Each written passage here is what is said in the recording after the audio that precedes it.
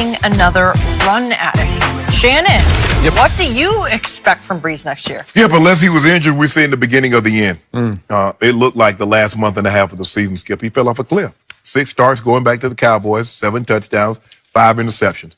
He looked 40-plus on Sunday. And the thing is, he was just as well protected as Tom Brady. Ingram and Kamara ran the football just as well as Michelle, James White, and Rex Burkhead did the entire season. Not Sunday, but for the season. For the season. Yes, I agree. On 10-plus yard passes down the field. First 11 games, he was 65% Skip, 12 touchdowns, 2 interceptions. The last 6 games, which is 5 because, he missed the last game of the season in the playoff, 50% completion, 1 touchdown, 3 interceptions. If you watch Sunday's game, if you watch the last month and a half of the season, if you can honestly say, even if you're the most devout, the most diehard Saints fan, if you can look at the last 6 weeks of the season and say Drew Brees is the exact same quarterback, you're fooling yourself because he's not. And you're starting to see it right before your eyes. Just because you want something doesn't mean it's going to happen. Drew Brees did not look good after the first quarter, and he hadn't looked good in a very long time, in a month and a half. Those are facts. So unless he's injured, you're starting to see the decline of Drew Brees. I like Drew Brees a lot, but I cannot disagree with everything you just said. And it's rare I can point to one play as the beginning of the end, but I got to go back to the end of the Dallas Cowboy game, that Thursday night on Fox.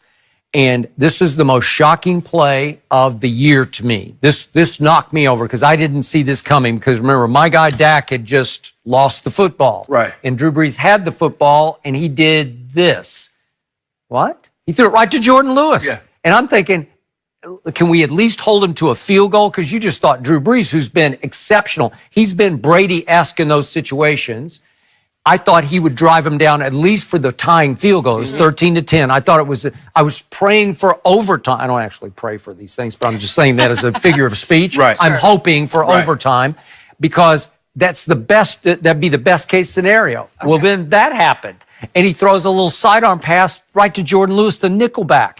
And it took me like 15 minutes to process what I just saw. Right. Because that's not what Drew Brees does. Right. And from that moment forward, it's been not Drew Brees that we came, because I was pushing him for MVP because I can show you the numbers. Yeah. He was sensational up to that moment. And from that moment forward, he didn't fall completely off the cliff, but he was hanging on by his fingernails. Yeah. Like just hanging on because I couldn't recognize him after that. And for long stretches of the game against Nick Foles and then Sunday against the Rams, I didn't exactly know who he was. Exactly. He didn't look right. Did he get hurt? Did his shoulder get hurt? Right. He's a smallish guy. Did he get beat up? Did he get knocked around? I don't know. Like you say, he's well protected, but he gets hit sometimes, and he's about 6 feet tall. I think he was the second least sack quarterback in all of football. Okay. So he's protected. He can run the ball, so he doesn't have to rely on him just throwing the ball, throw. Okay. Skip, he hasn't looked the same. And I will bet you, as we speak,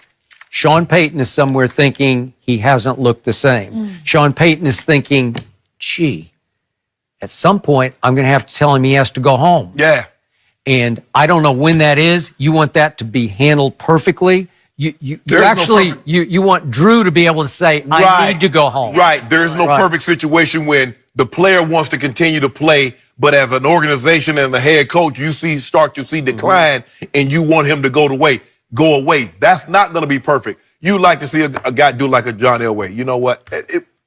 Obviously, the situation was made easier. John won the Super Bowl. But you like to see... Yeah, but you could have done something no one's ever done, and that's win 3 straight Super Bowls, and I thought John Elway would try that. And he said, nope, I'm too beat up. I'm done. I'm done. So that's what you like to see. His fire had gone out. Yep. He had done all that he thought he could do. Yeah, he robbed me. He needed to pay me some money. Really? Yeah, he robbed me of an opportunity to get to another Super Bowl. I lost endorsements because of that. Okay, but you went somewhere else. I think you've done okay for yourself. But I had to stay. I was there another year. Oh. Yeah. So you had one lost year because he just quit. No, I got hurt. I broke my collarbone. Oh, you hit your Are you suggesting John Elway quit on you? Is that what you're saying? Now, you know what? Quit is a harsh word. Let's just say he chose not to come back. Oh, If he doesn't have his heart in it, then you don't want him back anyway. I wanted it back. Okay? I don't care about his heart. I need his body there. I believe Tom Brady will play 3 more football seasons, but at some point, Tom is going to have to say, you know what? This is it. This is my last year. And I hope he can go out with a last hurrah where it's clear this is happening. And they're going to have a successor in place. Yeah, for me, but don't you want to go out leaving something to the fans? Man, that joker could still play. Yeah. He could still play. You don't want a guy like, man, that joker, he was on fumes. And they had to drag him across the line. Okay, but Tom Brady is not on fumes. No, I'm just saying, that's what you want. I got it. It looks like Drew Brees could start to be on fumes now. I don't know. I ain't going nowhere. I might be up here, Skip Bayless. I'll forget all what I wanted to say. Huh? Wait, what? My debate. I ain't leaving. We'll let you know. Hey, Skip, I might forget my train of thought. I might what I wanted to say. He in my ear telling me what. Yeah, that right there. You. I ain't going nowhere. Yeah. Well, you got your puppet master. There you go, Skip. Steve Owens, right? Steve Owens. Yeah. He could tell you. We work well together. He could tell you line by line. Say this. Tom Brady and Josh McDaniel. Oh, yeah, we got dynamic a great duo.